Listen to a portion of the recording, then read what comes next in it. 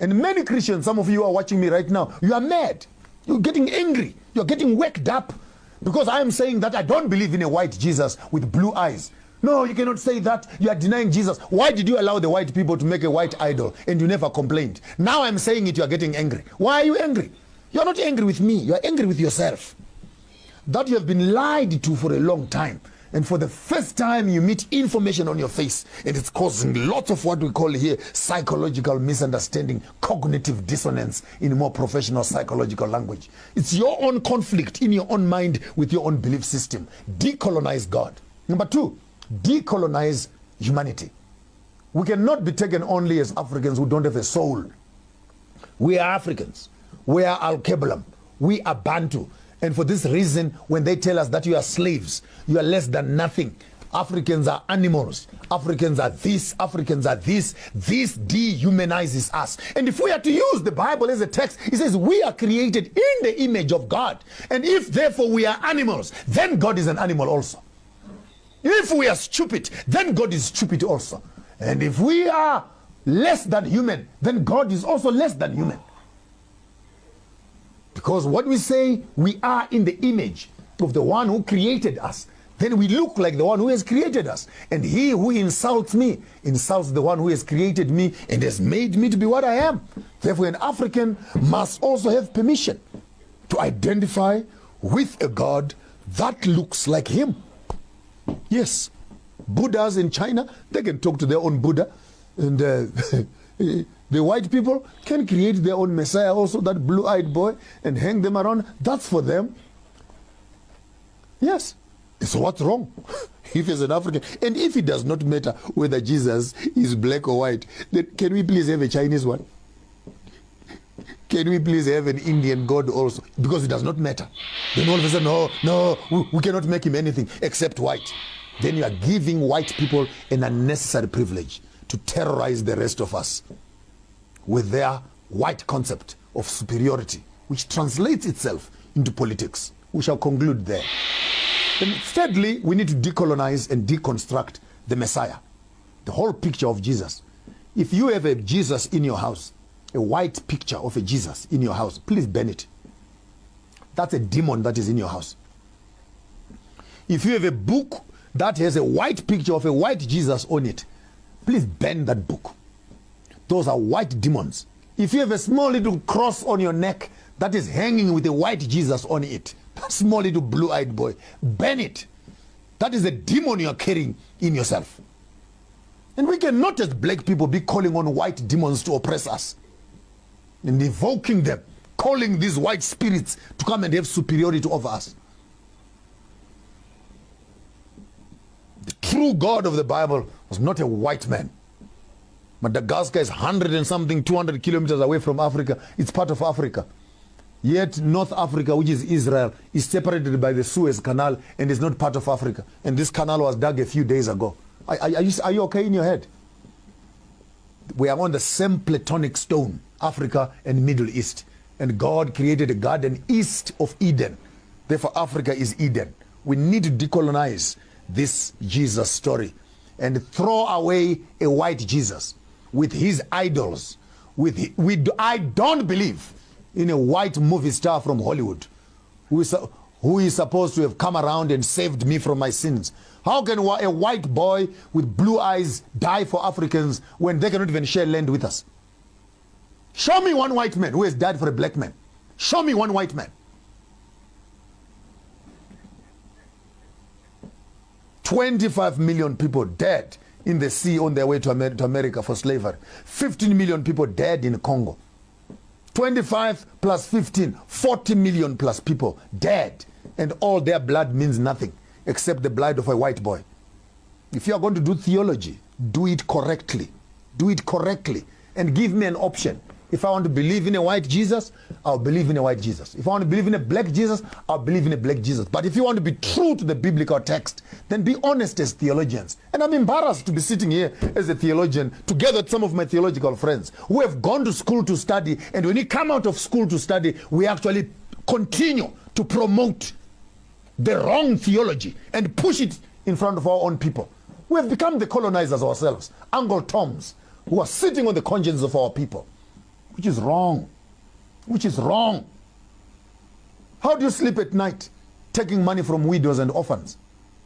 How do you sleep at night? Taking money from people who cannot afford food and bread because Jesus will bless them.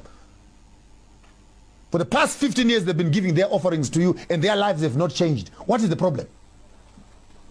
Because you don't have faith. You don't have faith. When Amfundis, do you have faith in collecting money from us?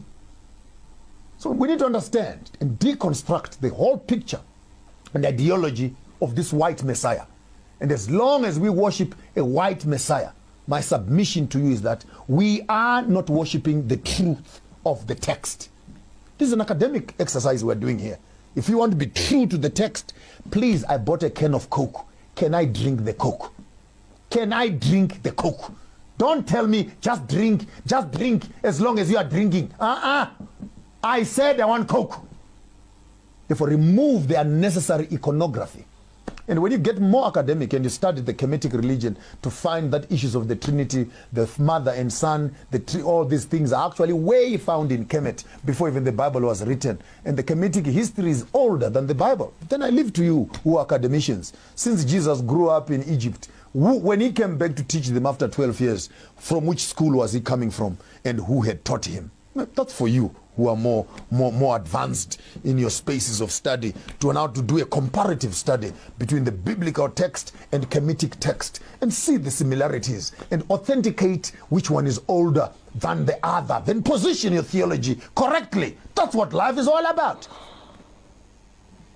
And ultimately, when you come there, you decolonize God, decolonize humanity, decolonize the Messiah, decolonize salvation. Stop selling religion. Stop selling hope to the people. Give people practical solutions. Buy farms. How do you buy a factory and then convert it into a church and people come inside and they're praying for employment? Buy the factory. Create jobs. Then from the money from the factory, you can build a church. That's common sense. We need to deconstruct, decolonize the church.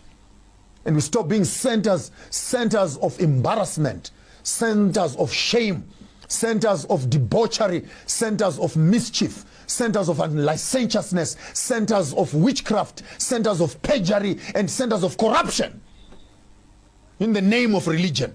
And you don't want it to be spoken about, by the way. Ministers get very touchy. They get very touchy. They don't want it to be spoken about because you are bringing the body of Christ into disarray. There's no body of Christ that is so rotten and evil like this. We need to fix these things as Africans because Christianity has become a partner of colonialism. I'll say it again. Christianity has become a partner of colonialism. Why am I saying that? Because after colonizing us, they were drinking coffee together. They never stood to oppose colonialism. They were benefiting from it. All your cities here have churches that are standing. The church right now in Africa owns more land than many businesses because they were in harmony with the government. May we have some land, please? They were given land. May we have some land? They were given land. Did they even condemn that what they were doing was wrong? The church was benefiting. Even now, there are churches that are still benefiting from colonialism. I'm not ashamed to say this. Even the church that I come from, my own church, is still running on the lines of segregation. Whites worship alone, blacks worship alone. We cannot even unite because of racism. The racism, is it biblical? No, it's not biblical. But the church will not stop it because it is founded on the principles of racism and segregation. And now all of a sudden, some other white man from Europe wants to come and run a seminar in Britain of how we must manage racism. How can a racist come and teach us how not to become racist? How can a colonizer come and tell us how to decolonize ourselves? How do you have a conversation with yourself as an abuser of the system? Now you want to come and tell people how to manage and tolerate abuse.